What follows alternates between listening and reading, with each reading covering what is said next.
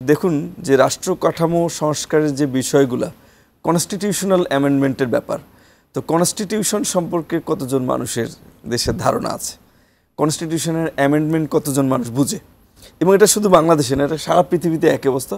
উন্নত গণতান্ত্রিক দেশেও প্রত্যেকটা মানুষ যে কনস্টিটিউশনাল অ্যামেন্ডমেন্ট রাষ্ট্র কাঠামোর বড় বড় সংস্কার নিয়ে মাথা ঘামায় এমনটা বিষয়টা এমন নয়, অল্প কিছু মানুষ মাথা ঘামায়। আপনি একইভাবে আমাদের দেশে যখন ৭১ সালের পরে যে গণপরিষদ যে গঠিত হয়েছিল, তারা যে সংবিধান প্রণয়ন করেছিল সেটা যে ব্যাখ্যা করেন সেগুলোও মানুষ তখনও বুঝেনি, কিন্তু তারপর আমরা তো করেছি।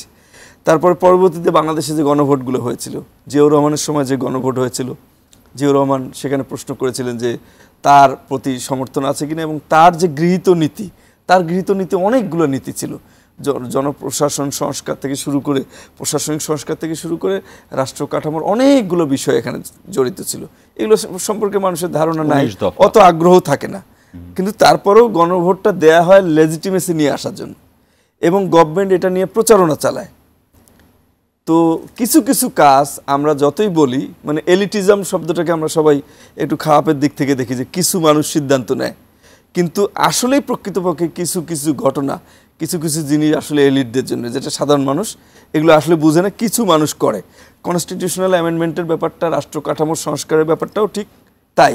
পার্লামেন্টারি কমিটির সভাপতি কে হবে, কিভাবে হবে, এইটা সাধারণ মানুষের অত মাথা ব্যথাও নাই, কিন্তু আপনাকে কিন্তু এটা রাষ্ট্রের মৌলিক একটা বিষয়, এটা কিন্তু আপনাকে করতে হবে। কারণ রাষ্ট্র যে ফ্যাসিস্ট হয়ে উঠে যে জায়গাগুলোতে, যে আইনি কাঠামোগুলো একটা সরকারকে ফ্যাসিস্ট করে তুলে, সেই জায়গাগুলোতে এখানে হাত দেওয়া হয়েছে।